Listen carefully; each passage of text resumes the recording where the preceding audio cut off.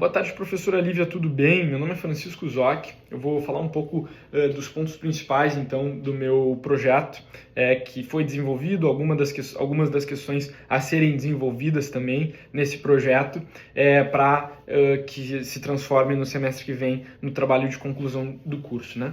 Então, sempre foi uma área, uma predileção para mim, eu sempre achei extremamente intrigante esse instituto da desconsideração da personalidade jurídica, a questão do IDPJ, num geral, poder estudar esse tema que é tão vasto sempre foi muito interessante para mim.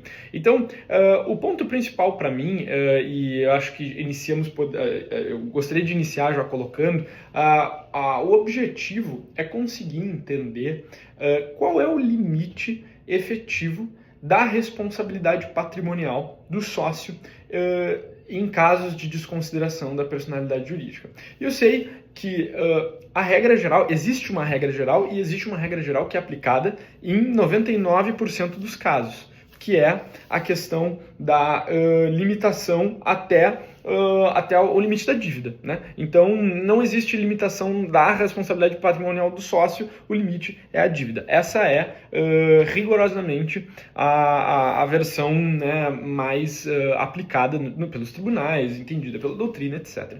Mas o que foi a problematização desse tema, que eu acho que foi interessante, o que me chamou a atenção, é que em algumas câmaras de direito empresarial do Tribunal de Justiça de São Paulo, existe uma pequena, e aqui eu vou só fazer um breve apanhado dessa questão. Evidentemente eu trouxe nos documentos, etc., os números, tudo mais, para que se possa identificar com mais clareza os processos dos quais eu estou referindo. Mas houve então essa aplicação do entendimento de que em casos de falência, tá? Em casos de falência, eu sei que é uma questão específica, mas é intrigante. Em casos de falência, a responsabilidade patrimonial do sócio, ela é até o limite do benefício econômico por ele auferido. Então, essa questão ela é de suma importância e assim, realmente me parece muito interessante, porque na medida que existe uma doutrina que está, enfim, de acordo com esse entendimento e que foi muito referida nessas decisões, eu posso citar aqui, que é na esteira, então, do professor Paulo Fernando Campos Salles de Toledo e Adriana Valéria Pugliese, em que eles advogam no sentido, então, de que a desconsideração decretada na falência, responsabilidade patrimonial é circunscrita ao valor correspondente ao benefício indevido que resulta para aquele que praticou o ato. Então, nós temos aqui um entendimento que é diferente, que é contrastante, e, evidentemente, nesse caso, aplicado especificamente para a situação de falências. Só que me parece que é uma área que pode haver, evidentemente, um certo desenvolvimento e muitas coisas a se pensar para eventualmente uma aplicação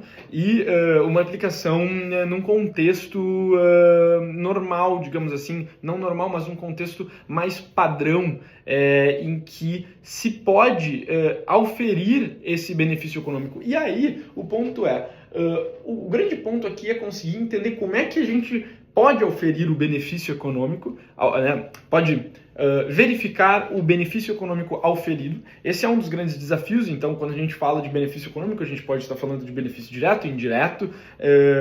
E aí, eventualmente, se entra em zonas um pouco complexas de se delimitar. Então, eventualmente, não será possível identificar um benefício econômico objetivo, mas também existe a questão de uma ação quase que dolosa, e aí tu não verifica um benefício econômico, mas houve a intenção de agir, e aí... Então, existem muitas questões que envolvem esse tema que são, de fato, interessantíssimas. O embasamento que me traz mais interesse, e acredito que é onde se pode mais buscar embasamento nesse caso, são as decisões dos tribunais, em especial do Tribunal de Justiça de São Paulo, nas câmaras empresariais. Eu acho que, por essa corrente estar sendo desenvolvida exclusivamente lá, e eu posso citar aqui, inclusive,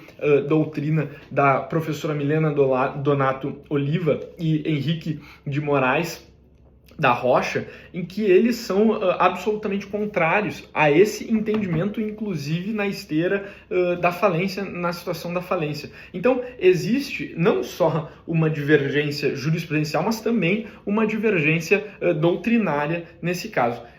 Percebe-se como é vasta a amplitude, como é amplo o tema, o debate, todas as questões envolvidas aqui. Então nós temos esse desenvolvimento no TJSP, mas também trouxe incontáveis situações, incontáveis decisões que são contrárias, principalmente do TJMG, inclusive citei aqui no meu texto, e então existe esse contraste, existe essa questão que é interessantíssima de fato.